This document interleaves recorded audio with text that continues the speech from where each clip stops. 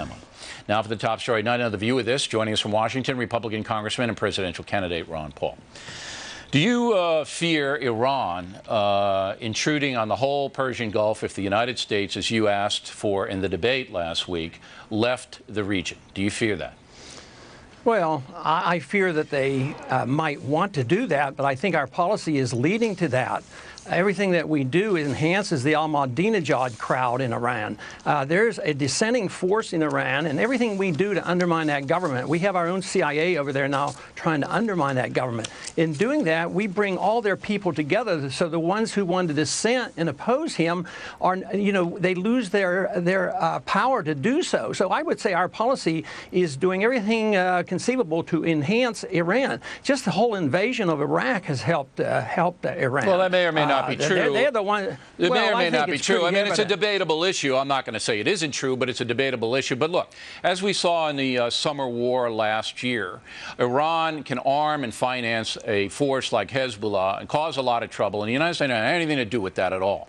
So I think that in our national security situation, we have to assume that Iran is an aggressive nation, that it wants to injure the United States, and is going to use surrogates to do it.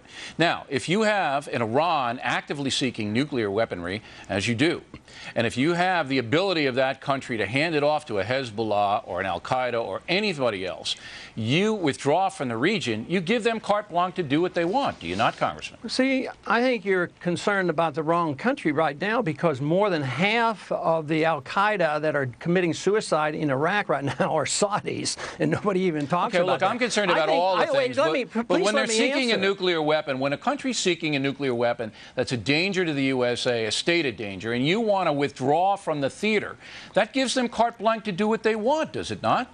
Well, first off, you have Pakistan, and they're not exactly the most pro-Western but I'm talking about country. Iran, Congressman. I'm not talking about Pakistan at this point. Why don't you ever let me, answer because you're not directly answering the question, sir. Because no, I do not fear them as you do, as many do, because they want another war. They want to spread this war. This has been the plan by the neoconservatives to have this major overall, this revamping of the whole Middle East, precisely the reason the al-Qaeda is growing. The al-Qaeda is growing because of our policy. Our national security is threatened because of our policy, and it makes it much worse. So I see the Iranians as acting logically and defensively. We've been fighting the Iranians since 1953. We overthrew their government through the CIA in 1953. We were allies with Saddam Hussein in the 1980s, and we encouraged him to invade Iran. All right, so I just want to get to, we don't need a history lesson, but I do want to get this on the record. You have to understand. I do understand the region, man, but we don't have time to do the history lesson tonight. I just want to get this on the record. You don't fear Iran, even though Iran has demonstrated it can start a war, which it did last summer with its Hezbollah surrogates, and it's stated that it wants to do damage to Israel, wipe it off the face of the earth, and is developing a nuclear weapon. And you don't fear them?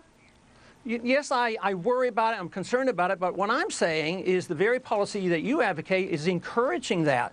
What I'm saying, Bill, is this. That put it in perspective. They don't have a weapon. They're not likely to get one in 10 years, according to our CIA. That's not true. That's not true. I mean, everybody says it's 5 years or less, and without us in the theater, it's going to happen a lot quicker. How come we got through the Cold War when the Soviets had 40,000 of them? Because it was mutual destruction. It was mutual destruction. Now you can hand off any weaponry or any kind of thing to surrogates who will do your killing for you. You look, if you don't think Iran is sponsoring terrorism, you're living in a land of Oz, Congressman. Well, so Saudi Arabia. What are you going to do with Saudi? What are you going to do with Pakistan? It's not a government policy of Saudi Arabia. It's just their failure to do any effective policing. It's policy in Iran to wipe out Israel, to attack USA. It's our policy of preemptive, deliberate invasions of foreign countries and occupying these countries that has jeopardized our safety. This blowback principle is what caused 9/11, and we have to come to realize that. If you keep living in this dreamland of saying that they attack us because we're free and prosperous, believe me, we're never going to get up with a sensible foreign policy. Well, if you think that if we withdraw off the Gulf, if we get our people out of there, there's not going to be any more terrorism, then you're living in the dreamland. You didn't even want to go into Afghanistan to punish those people, did you? You're wrong, Bill. You're wrong on that. I voted for that. So you be careful on your quotes. I mean, you're just in the debate, you said you don't want to be there. You don't want to be in Afghanistan. Well, they didn't do what we were supposed to. We were supposed to go after Osama bin Laden. We let him go into Pakistan. We didn't let him go anywhere. He escaped in there. That's war. That's what happens in war. Know. But what did we do? We went into doing exactly what Bush said he wouldn't do, into nation building. All right, let me do. I got one more question. We're in Afghanistan now, trying to have that country stem back the Taliban tide. Are we doing the wrong thing there?